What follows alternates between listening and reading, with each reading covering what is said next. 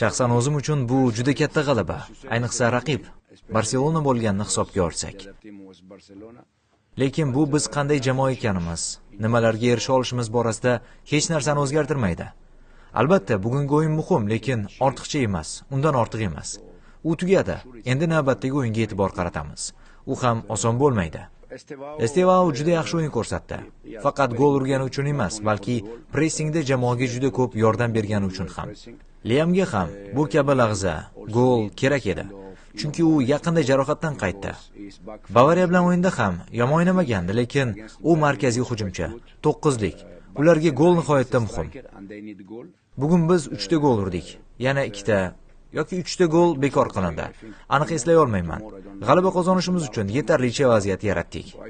Mening fikrimga ko'ra, o'yin 11 ga 11 bo'lganida biz yaxshi edik. O'yin nazoratimizda edi.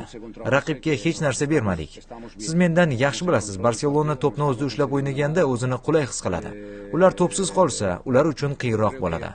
Biz esa to'pga egalik qilishni xohlaydigan jamoamiz. Shuning uchun kalit narsa aynan shu bo'ldi.